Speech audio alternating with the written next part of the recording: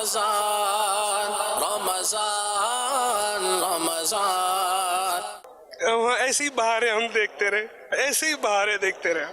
میں اس دفعہ پہلی بار فیضان مدینہ میں اعتکاف میں بیٹھا ہوں، اور میں نے اس دفعہ نیت کی ہے کہ انشاءاللہ اگلے سال میں پورے مہینے کا اعتکاف کروں گا. میں نے جو پرانا وقت گزارا ہے، میں چاہتا ہوں کہ اگر وہ مجھے پرانا وقت دوبارہ مل جائے تو میں یہاں پہ ہی گزاروں اپنے پیر مرشد کے سامنے. حضرت نے فرمایا کہ جب بھی آپ بغیر وضو کے ہو جائے تو فوراً وضو کر کے، بس اسی دن سے میں نے یہ فیصلہ کیا کہ بغیر وضو بالکل نہ رہیں گے.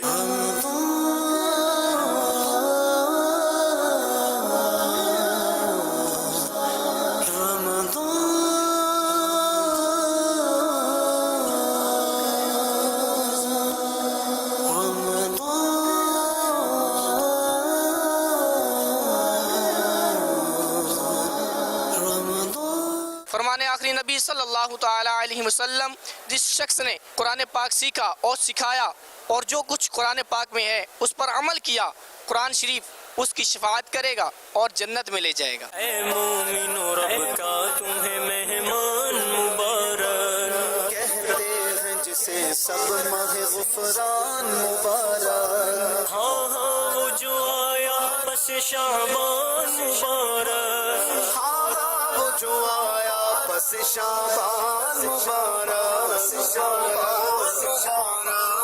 کچھ نہیں پتا اگلے سال رمضان ملے یا نہ ملے، کچھ نہیں پتا. اب تو ہر گھڑی آخری، ہر دن آخری دن ہے، ہر رات آخری رات ہے. میرے دیوانے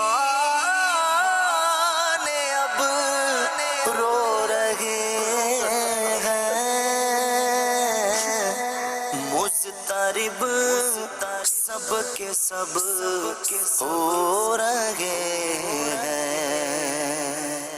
ہائے اب وقت رخصت ہے آیا، الوداع الوداع آہ رمضان. رمضان آ کے ایسے چلا گیا، پتا بھی نہیں چلا. بھائی ایک دوسرے کو گلے لگ کے رو رہے ہیں، کیوں رو رہے ہیں بھائی؟ دکھ ہو رہا رمضان کے جانے کا.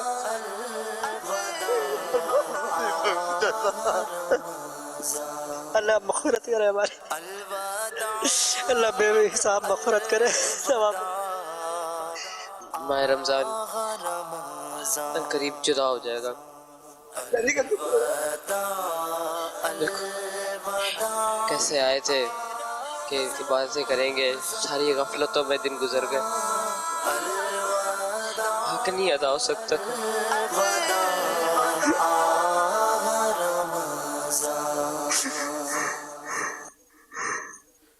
مسرت سے سینہ مدینہ بنا تھا، مزہ خوب رمضان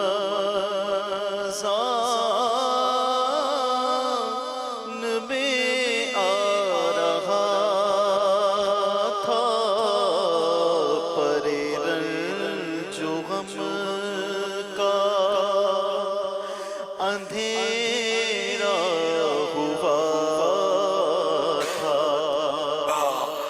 مزہ خوب رمضان میں آ رہا تھا، جب کہ رمضان کی آمد کی آئی تو مرجائے دل کی کلی مسکرائی، تو مرجائے دل کی کلی مسکرائی، اور ابرے کرم نور برسا رہا تھا اور ابرے کرم نور برسا رہا تھا مزہ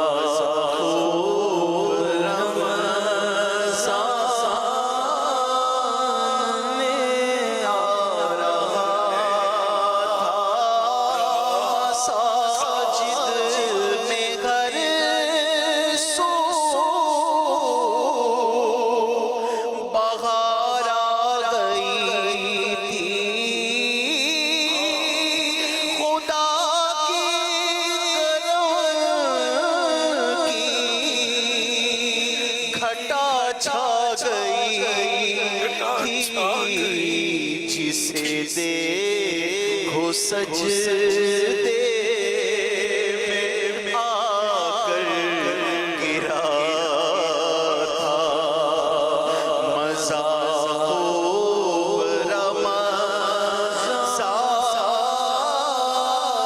میں آ رہا تھا سرے شام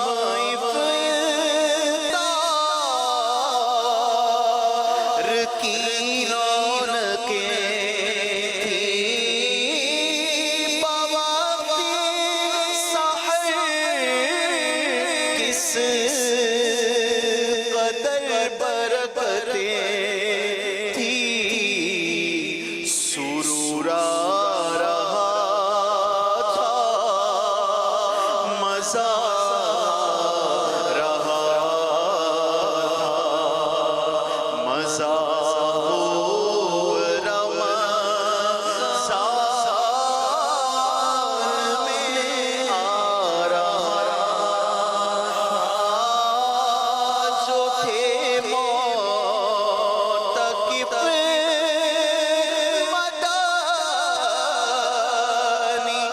مرکز کے اندر بیچارے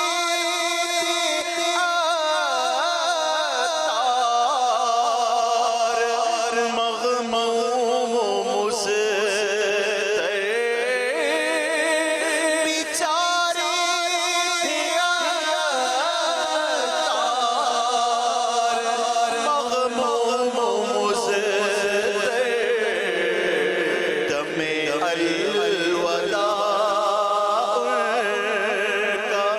دل جل رہا تھا دم الوداع کا دل جل رہا تھا مزہ خوب رمضان میں آ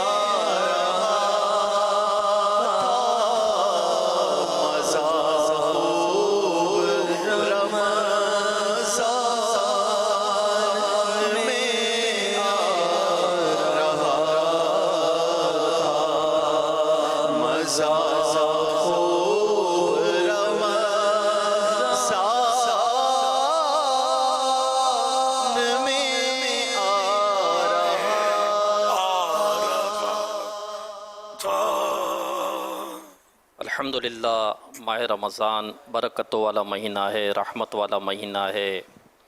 رمضان میں فرض کا ثواب 70 گنا بڑھ جاتا ہے، نفل کا ثواب فرض کے برابر ہو جاتا ہے۔ پھر دعوت اسلامی کے زیر اہتمام تو اعتکاف کرنے کی بہار ہی کچھ اور ہے، ماہ رمضان گزارنے کی برکتیں ہی کچھ اور ہے۔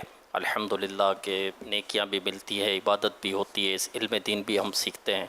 اللہ پاک ہمیں ماہ رمضان پھر اپنی زندگی میں دیکھنا نصیب کریں، اور عاشقان رسول نیت کر لیں کہ انشاءاللہ الکریم آنے والے ماہ رمضان میں ہم دعوت اسلامی کے ساتھ 1 ماہ کا اعتکاف کریں گے انشاءاللہ الکریم۔ اور کسی کی کوئی مجبوری ہو تو وہ نیت کر لے کہ آخری عشرے کا اعتکاف تو ہم ضرور کریں گے۔ حق سمجھایا حق فرمایا میرے اعلیٰ حضرت نے، نور ہدایت کا ہے ضامن رستہ اعلیٰ حضرت کا، عشق و محبت کی ہے علامت روضہ اعلیٰ حضرت کا، میرے لیے حضرت میرے پیارے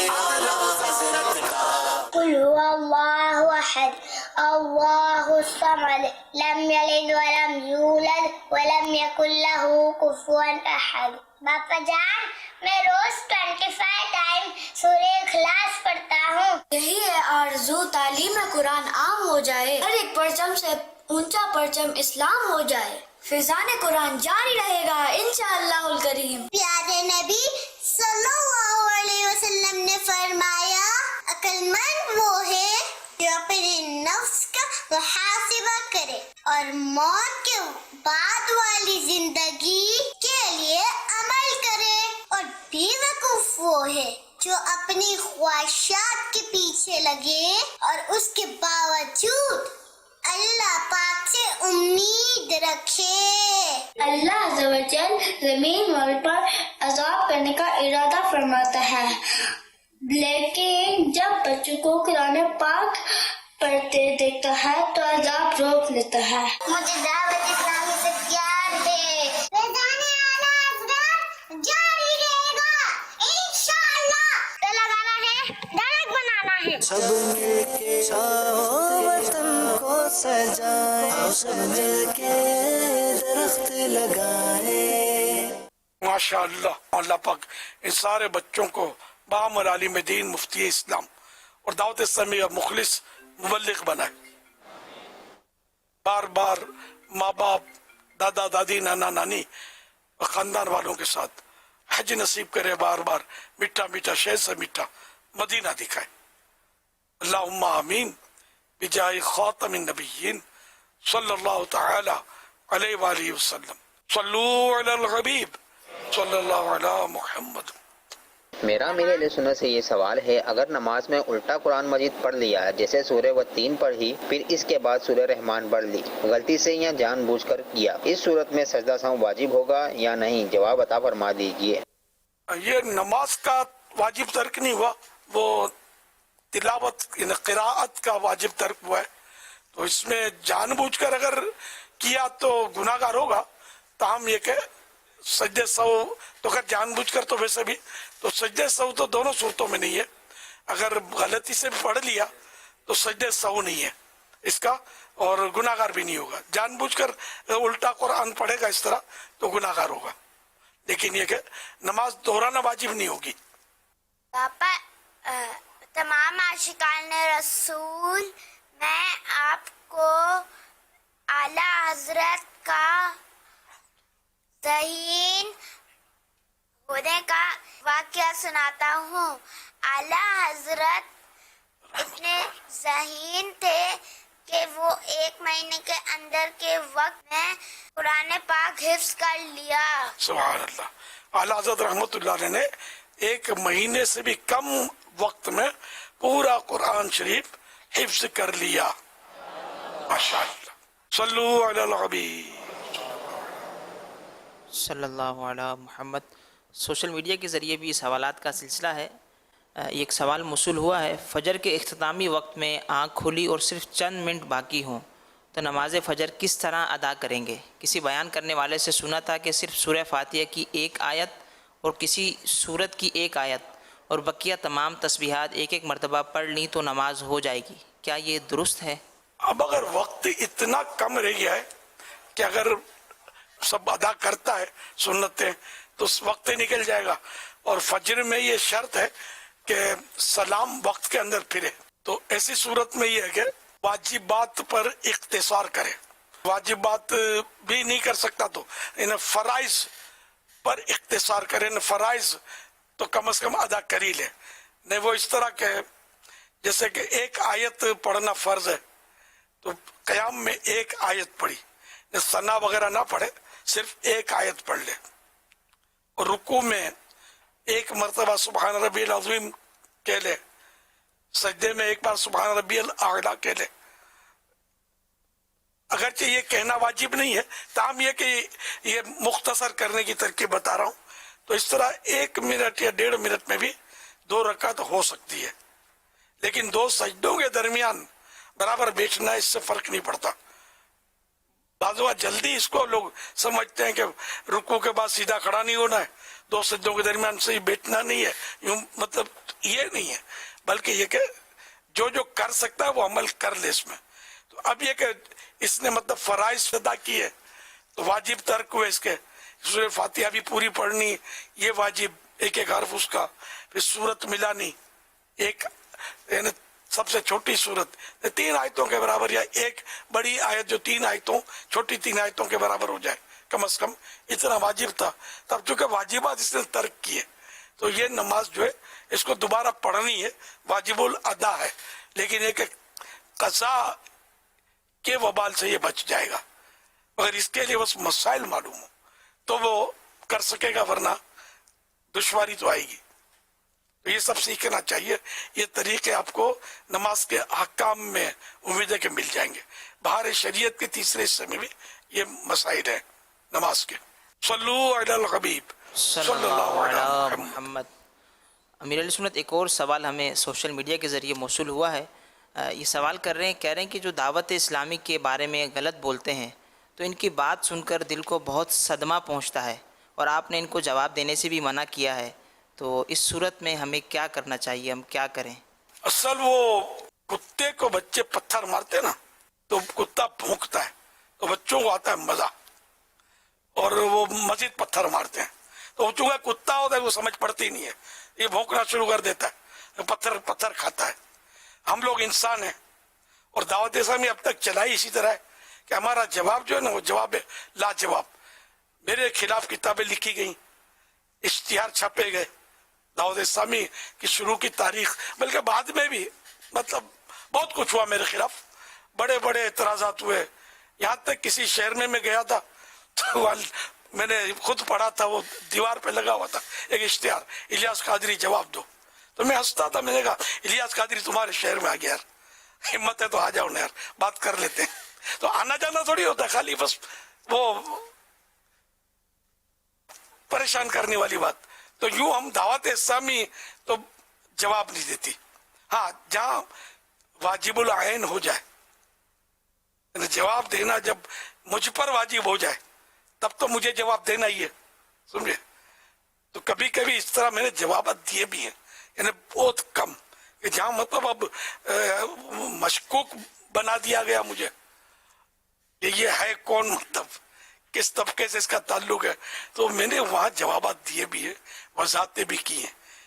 लेकिन वो सोशल मीडिया का दौर नहीं था, तो खामा का एतराज अब तो अल्हम्दुलिल्लाह मतलब सब समझ पड़ गई है सबको कि मैं कौन हूं। पहले शक करते थे लोग कि बता जी कौन है। तो खैर ये कि जवाब देने में ये होता है कि वो जवाब देंगे, और सच्ची बात है कि अपने काम बहुत है उनको, मतलब ये कि उनका काम यही होता है। और आजकल सोशल मीडिया वालों को तो बिल्कुल ये ढूंढते रहते होंगे कि कोई मिले, कुछ काम कुछ मिले, कोई इश्यू मिले तो इश्यू के पीछे लग जाते हैं। अच्छा, बाद ऐसे होते हैं कि जो जिनका जहन मानने का होता ही नहीं है, यानी कि समझो कि वो हमारे वजूद के मुखालिफ होते हैं, हमारे अकीदे के मुखालिफ होते हैं। यानी बाद इसमें गैर मुस्लिम भी ज़ाहिर होते होंगे कि जो मतलब यानी कि ज़ाहिर कि इनको हमसे लेना देना क्या, लेकिन ये सोचे छोड़ते रहते होंगे। ये सब मिक्स होता है। सोशल मीडिया का कोई मजहब सबका सामने आता नहीं कि ये किस खाते का है। तो ऐसों को जवाब देकर अपना वक्त सर्व करने के वजह आदमी दूसरा काम करे।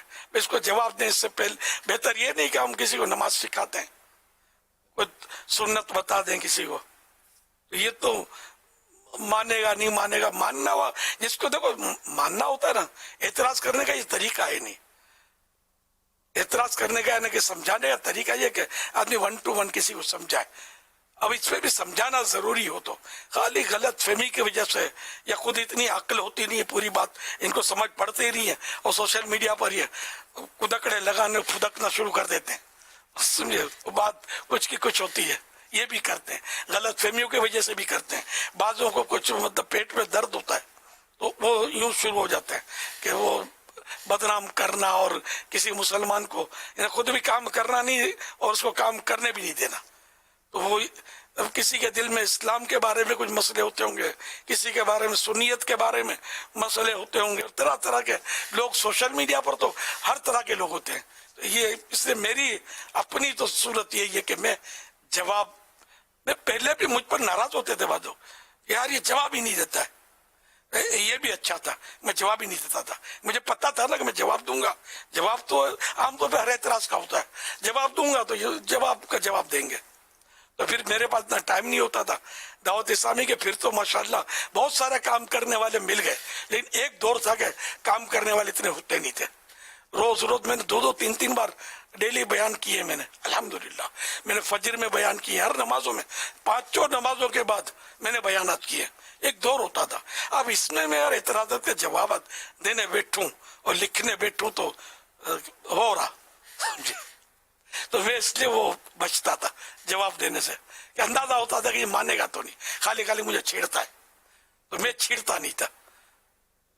آپ بھی صبر کریں، برداشت کریں. ہاں جہاں واجب العین ہو جائے جواب دینا، ماں بھلے جواب دے، بلکہ دینا بھی ہوگا، مگر حکمت عملی سے، علماء کی رہنمائی سے.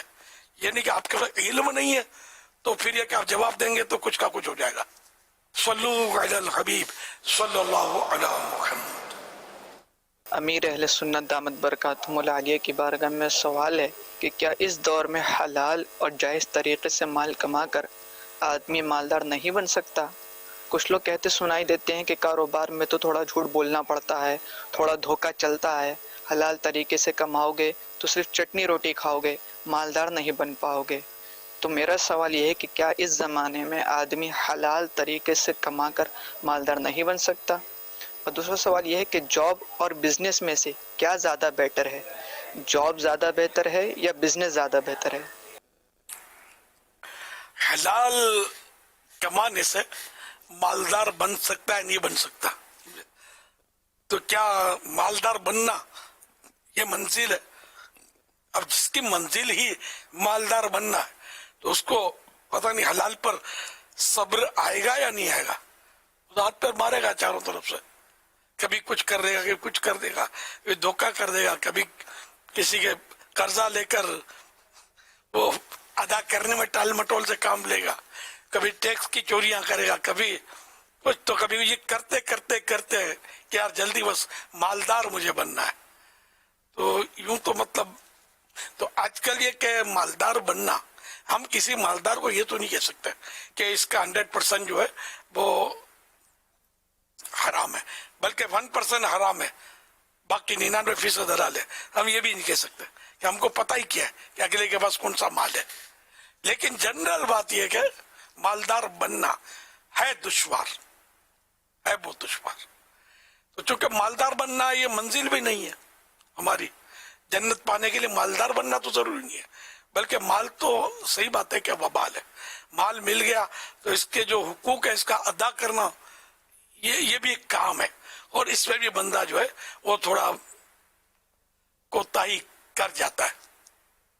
یعنی جیسے کہ اب کسی کا اربوں خربوں روپے ہیں تو کیا جس کے پاس 1 ارب روپے ہیں کیا وہ سالانہ 2.5 کروڑ دینے کے لیے تیار ہوگا؟ 2.5 کروڑ کس کو بولتے ہیں؟ 1 کروڑ میں 100 لاکھ ہوتے ہیں، 1 لاکھ میں 100,000 ہوتے ہیں. یہ کہاں سے دے گا 2.5 کروڑ؟ یہ ہم کسی کے بارے میں نہیں کہتے کہ یہ نہیں دیتا، کیونکہ میں جنرل بات کر رہا ہوں کہ نفس پر بہت گرا گزرے گا کہ 2.5 کروڑ، پھر جس کے بعد 2 ارب ہے تو 5 کروڑ، اور ہر سال پھر اضافہ ہوتا رہے گا تو اتنا اس کی زکوٰۃ بھی بڑھتی رہے گی. زکوٰۃ تو فرض ہو جائے گی نا جبکہ شرائط پائے جائیں گے. تو یوں مطلب 1 کروڑ روپے زکوٰۃ دینے کو دل نہیں کرے گا اس کا. یہ بھی ایک آفت مال کی.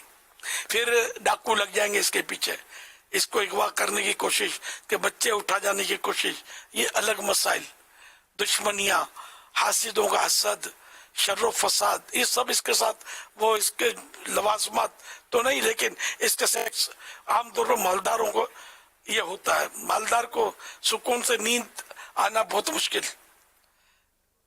وہ مال کے ہی سولے چڑھتے رہیں گے، سو خیالات آتے رہیں گے کہ اتنا پھنس گیا ہے تو اتنا وہ فلاں نے رکھ دیا ہے، فلاں پارٹی کمزور ہے، اس کو میں نے کہاں ادھار دے دیا، اب اس کو تو یہ دے گا کب؟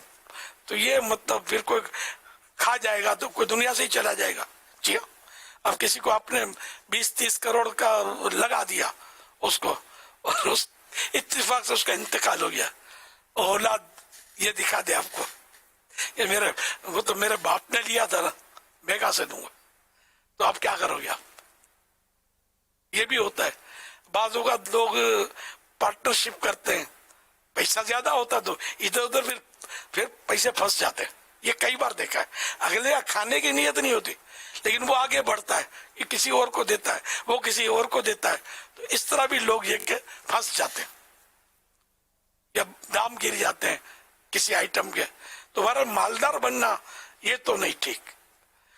मैं तो शुरू से मेरा जहन अल्हम्दुलिल्लाह मालदार बनने का नहीं है। मैं तो बहुत पहले दावत इस्लामी से भी पहले मैं गुजराती में वो मुशायरे में कभी कभी हिस्सा लेता था। मुझे एक अपना शेर याद आया है, वो मांगियो छे इश्क नबी मांगी न दुनिया एने, मुझने अत्तार समझदार नजर आवे छे। मतलब इसने इश्क नबी की दौलत मांगी है, दुनिया की दौलत नहीं मांगी अत्तार ने। लगता है कि है समझदार कि मांगने की चीज मांगी है कि इश्क रसूल की दौलत मांगो, ये मिल गया दौलतमंद कदमों में लौटेंगे। और अगर ये दौलत नहीं मिली इश्क रसूल की और दुनिया की दौलत मिल गई और डाकू ढूंढते फिरेंगे, ये कब हाथ में आवे।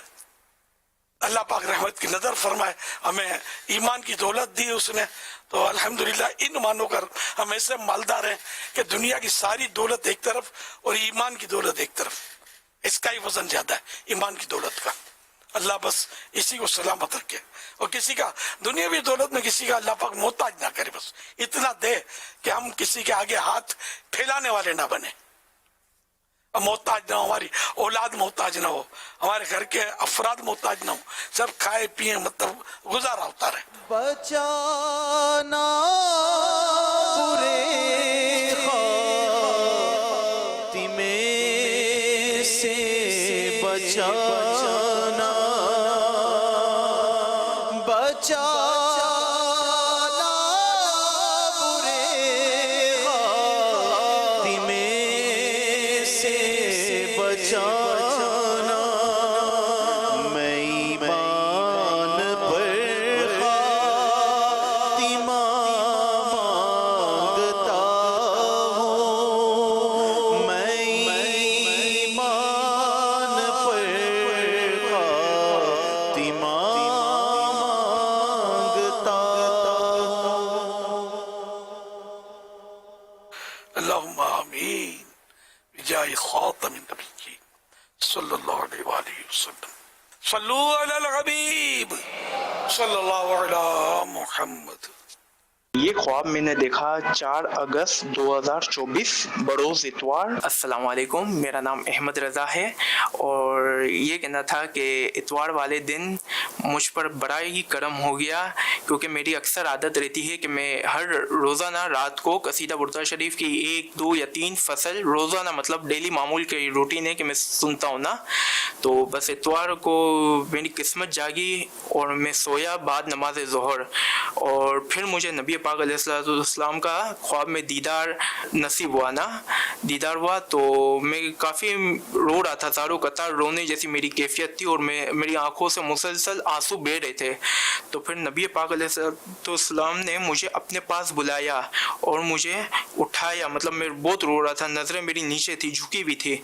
तो मुझे उठाया और मुझे कहा कि निगरानी शुरा इमरान अतारी वो हमारा सलाम कहिएगा। सुभान अल्लाह, माशा अल्लाह। निगरान शुरा को बहुत मुबारक हो, अल्लाह की रहमत है। सल्लु अलल हबीब सल्लल्लाहु अलैहि वसल्लम। हदीस पाक है, ये डायरी में लिखा हुआ है, खैरुन नास मन यनफउन नास,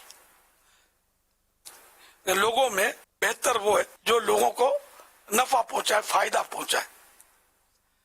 इसकी सूरतें हैं फायदा पहुंचाने की, कुछ लिखी हुई है कि किस तरह फायदा किस तरह पहुंचा सकते हैं, और ज़रा इनमें भी हसर नहीं है। फायदा पहुंचाने की 2000 सूरतें वो हो सकती हैं। मसलन माली ताउन के जरिए किसी को फायदा पहुंचाया, किसी की बीमार था इयादत की تو اس کو خوشی حاصل ہوئی, فائدہ تو پہنچا نا اس کو. عیادت کرنا یہ بھی سنت ہے, جبکہ سنت کے مطابق شریعت کے دائرے میں رہ کر جو شریعت نے جہاں جس طرح اجازتیں دی ہیں اس کے مطابق عیادت کرے. یا کسی کو اچھا مشورہ دے کر بھی نفع پہنچایا جا سکتا ہے, یوں نصیحت کر کے, نیکی کی دعوت دے کر, خواہش مند کو نعت شریف سنا کر, کسی کا بوجھ اٹھوا کر, کسی نے کہا کہ ذرا اٹھانے مدد کرو, آپ نے اٹھا کے کندھے میں رکھ دیا, یہ بھی فائدہ پہنچایا.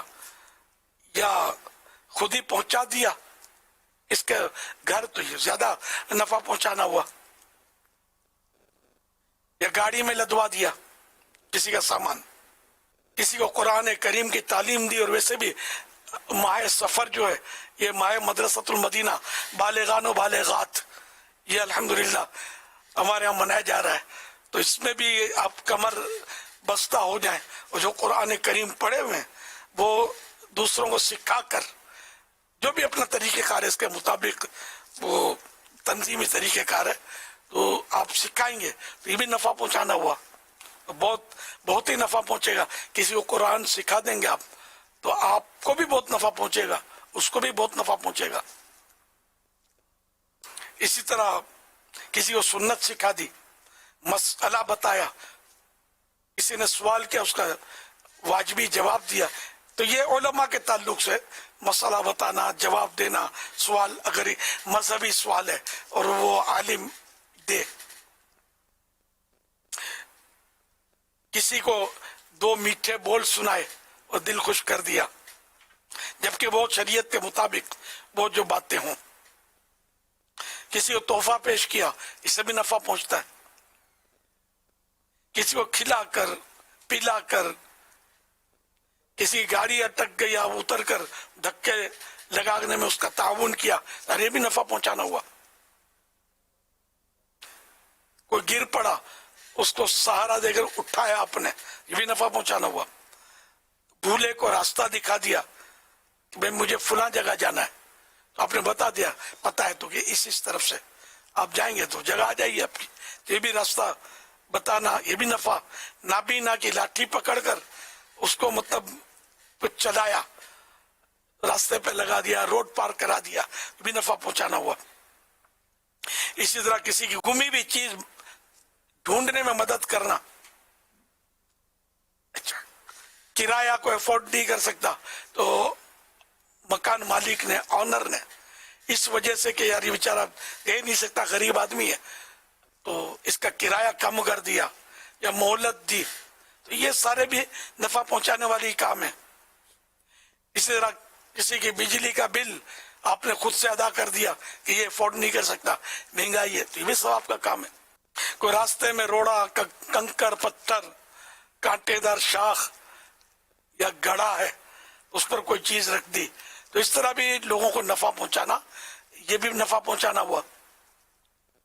کسی کو دینی کتاب پڑھنے کے لیے دی, اس کی خواہش تھی, یہ بھی نفع پہنچانا ہوا. اس طرح دینی رسائل آپ نے تقسیم کیے, یہ بھی ایک نفع پہنچانے کی صورت ہے. اسی طرح اپنے بجلی سے, پانی سے بھی دوسروں کو نفع پہنچایا جا سکتا ہے.